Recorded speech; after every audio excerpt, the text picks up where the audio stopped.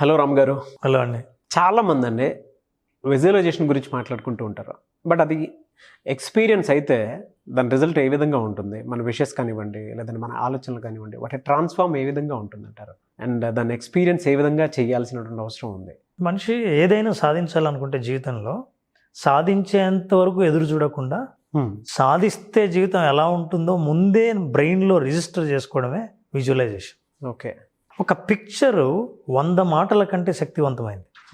అలాంటి పిక్చర్ని బ్రెయిన్లో రిజిస్టర్ చేసుకుంటే అదే పిక్చర్ని మీరు భవిష్యత్తులో అనుభవించబోతారు. ఏ స్థాయి, ఏ స్టేటస్, ఏ పరిస్థితి మీరు పొందాలనుకుంటున్నారో భవిష్యత్తులో వాటిని ముందే నిర్మించుకుంటే సబ్కాన్షియస్ మైండ్ దాన్ని తీసుకుని అదే మళ్ళీ మీ జీవితంలో చూపిస్తుంది. యాక్చువల్గా అయితే విజువలైజేషన్ పెద్ద తెలియని టెక్నిక్ కాదండి. ప్రతి సినిమా డైరెక్టరు ఏది విజువలైజ్ చేసుకున్నాడో అది స్క్రీన్ మీద చూపిస్తాడు. అంటే స్క్రీన్ మీద మనం చూడకముందే అతను చూశాడు. So that visualisation is important.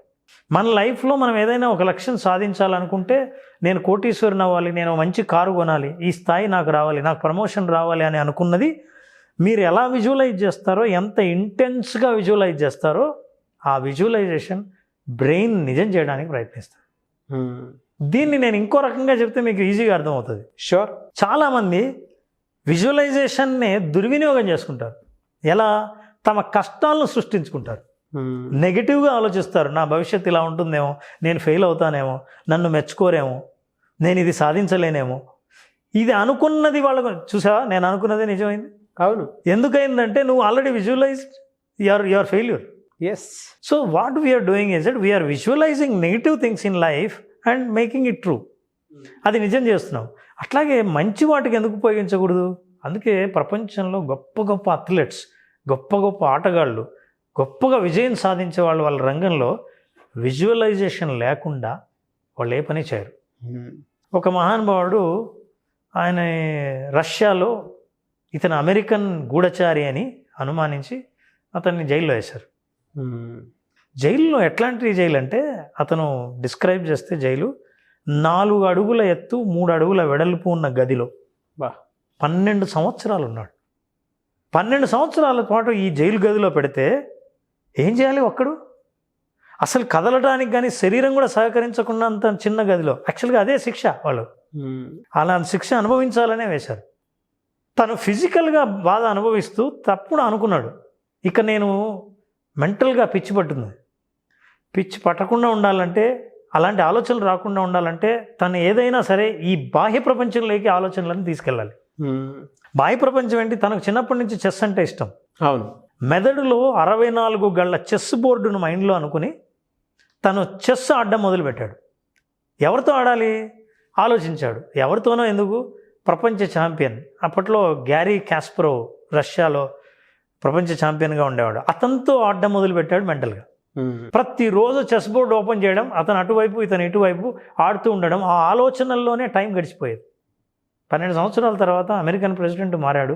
ఈయన రిక్వెస్ట్ చేశాడు. ఆ రిక్వెస్ట్తో ఇతన్ని విడుదల చేశారు. ఖైదీగా విడుదలయ్యాడు. విడుదలైన తర్వాత బయటకు వచ్చాడు. వెళ్ళి ఇజ్రాయెల్లో సెటిల్ అయిపోయాడు. ఇజ్రాయెల్లో ఒక మినిస్టర్గా అయ్యాడు. అంతేకాదు, అసలు స్టోరీ ఇప్పుడు కాదు, అసలు అతను ఇజ్రాయెల్లో ఉండగా ఆ గ్యారీ కాస్పరోవ్ ఇజ్రాయెల్కు విజిట్ చేశాడు. ఇజ్రాయెల్లో గ్యారీ కాస్పరోవ్ అప్పట్లో డెమాన్స్ట్రేట్ చేసే ఒక స్పెషల్ స్కిల్ ఏంటంటే 5 మందితో ఒక్కసారిగా చెస్ ఆడతాడు. ఆడుతూ ఆడుతూ ఆడుతూ పోతాడు. అందరినీ ఓడిస్తాడు, ఎంతమందినైనా సరే. సో 5 మందితో చెస్ ఆట మొదలు పెట్టాడు. బికాజ్ ఆయన ప్రపంచ ఛాంపియన్. 4 ఓడించాడు. 5వ వాడి చేతిలో ఓడిపోయాడు. ఆ 5వ వాడు ఎవరో కాదు, ఈ ఖైదీ.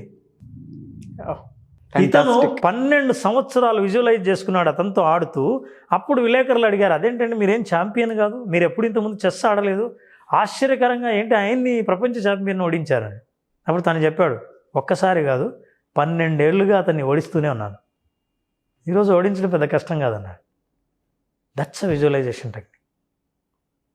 With just visualization mentally he was playing.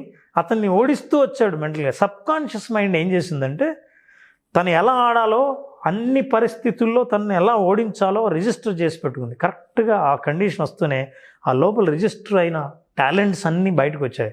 He he's played the game, he won the game. ఈ ప్రపంచంలో ఇట్లాంటి చాలా ప్రయోగాలు జరిగాయి. అనుకున్నది జరుగుతుందని సైకాలజిస్టులు ప్రయోగం చేశారు బాస్కెట్బాల్ ప్లేయర్స్తో. ఎలాంటి ప్రయోగం సార్ అది? 3 గ్రూపులుగా విడదీశారు. ఒక గ్రూపుని ఏం చేశారంటే మీరు రోజు వెళ్ళి ప్రాక్టీస్ చేయండి 20 minutes. రెండో గ్రూప్ని ఏం చేశారంటే మీరు ఏం ప్రాక్టీస్ చేయొద్దు, గదిలో కూర్చొని విజువలైజేషన్ ప్రాక్టీస్ చేస్తున్నట్టు మీ బాల్ను బాస్కెట్లో వేస్తున్నట్టు విజువలైజ్ చేయండి. మూడో వాళ్ళకి ఏం చేశారంటే ఏమీ చెప్పలేదు, గేమ్ కాంపిటీషన్ రోజు మనం ఆడదాం అన్నారు, వాళ్ళు ఏమీ చేయలేదు. సో ఈ 3 గ్రూపుల్ని ఎక్స్పెరిమెంట్ చేశారు. ఒకరోజు డేట్ ఫిక్స్ చేసి గేమ్ ఆడారు. పర్ఫార్మెన్స్ని మెజర్ చేస్తే రోజు 20 నిమిషాలు ప్రాక్టీస్ చేసిన వాళ్ళ పర్ఫార్మెన్స్ ఎలా ఉందో ఏ ప్రాక్టీస్ చేయకుండా గదిలో కూర్చుని విజువలైజ్ చేసిన వాళ్ళ పర్ఫార్మెన్స్ చాలా ప్రాక్టీస్ చేసిన వాళ్ళకి దగ్గరగా ఉంది. ఎలా సార్ అది? ఇది సాధ్యం.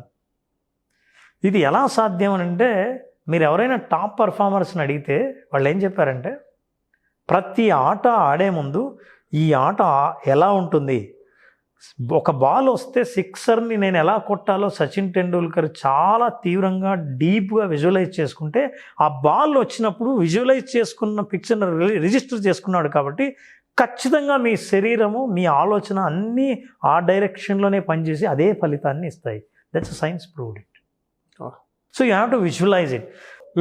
నేను ఈ ప్రోగ్రామ్కి వచ్చే ముందు ఖచ్చితంగా ఈ ప్రోగ్రామ్ వ్యూయర్స్ 1 week లోపల 1 million వ్యూయర్స్ చూస్తారు అని నేను విజువలైజ్ చేసుకునే వచ్చాను. ఇప్పుడు నా విజువలైజేషన్ ఖచ్చితంగా నిజమైతే 1 week లోపల 1 million సబ్స్క్రైబర్స్ ఈ ప్రోగ్రామ్ చూడాలి, 1 million వ్యూయర్స్ చూడాలి. అది ఖచ్చితంగా జరుగుతుందని చూద్దాం. సో ఈ విజువలైజేషన్లో మనం ఏం చేస్తున్నాం అంటే సబ్ కాన్షియస్ మైండ్కి గ్రామర్ తెలియదు. మనకి ఏది మంచో ఏది చెడో ఏది పాజిటివో ఏది నెగిటివో తెలియదు. మీరు ఏం చెప్పారో అది చేసి చూపించడమే దాని పని. ఏ ఫీడ్ అయితే ఇస్తామో ఆ ఫీడే తీసుకుంటున్నా రికార్డ్ చేసి. అంతే. కష్టాలు ఫీడ్ చేయండి, కష్టాలే అందిస్తుంది. వ్యాపారంలో నష్టాలను ఫీడ్ చేయండి, నష్టాలే అందిస్తుంది. నా లైఫ్ ఇంతే, నేను ఎప్పుడు ఫెయిల్యూరే, నా దురదృష్టం ఎన్నాడుతుంది, శని ఎప్పుడు నా వెనకాలే ఉంటుంది, ఇవన్నీ ఏంటంటే మీ మాటలను నిజం చేయడానికి. అప్పుడు మీకు మీ మీద ఇంకా నమ్మకం ఏర్పడుతుంది. ఎందుకు తెలుసా, నేను చెప్పలేదా, నేను అన్నట్టే జరిగింది, ఎగ్జామ్లో ఫెయిల్ అవుతానని తెలుసు అని. ఇదే రహస్యాన్ని తెలుసుకున్న వాళ్ళు చాలామంది జీవితంలో చాలా విజయాన్ని మూటగట్టుకున్న వాళ్ళందరూ చేసే పని ఏంటంటే తను ఏ విజయం సాధించాలని అనుకున్నాడో ఆ విజయాన్ని ముందే పిక్చరైజ్ చేసుకుని విజువలైజ్ చేసుకుని మైండ్లో రిజిస్టర్ చేసుకుంటారు. రెగ్యులర్గా చేయడం ద్వారా మీరు ఎంతగా చేయొచ్చు అంటే I will tell you the height of it. ఒక పర్సన్ని నేను విజువలైజ్ చేశాను, ప్రమోషన్ కోసం ప్రయత్నం చేస్తున్నాడు. అతను ఎంత విజువలైజేషన్ అంటే all 5 senses you have to visualize. ఎట్లా, మీరు ప్రమోషన్ అయిన తర్వాత క్యాబిన్లో కూర్చుంటే స్ప్రే చల్లితే ఆ స్ప్రే వాసన ఎలా ఉంటుందో ఊహించండి.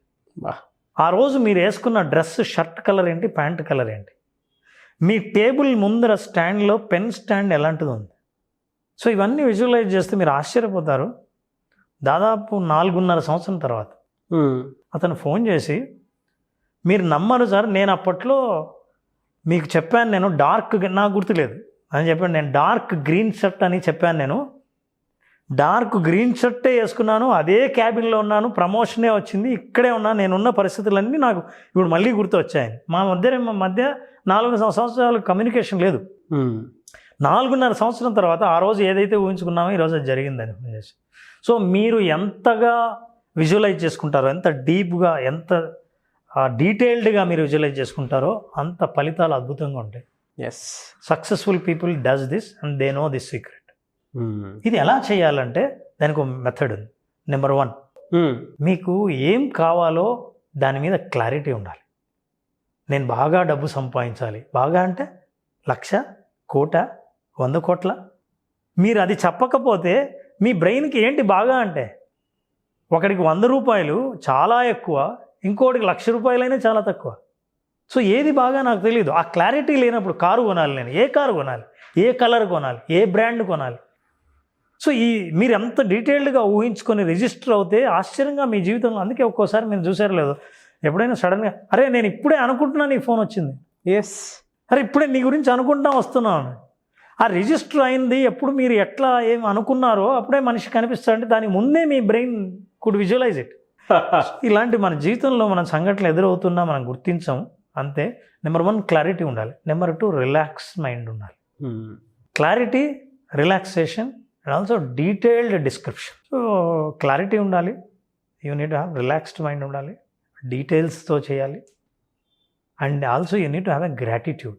ఎస్. ఇంతవరకు మీరు సాధించిన దానికి, ఉన్నదానికి కృతజ్ఞతలు చెప్పే భావం లేకపోతే, ఆ మనస్తత్వం లేకపోతే మీకు కొత్తది ఏది మీ జీవితంలోకి రాదు. అవునవును. నేను ధనవంతుని అవ్వాలి, కానీ ఇంతవరకు ఉన్నందుకు చాలా కృతజ్ఞతలు.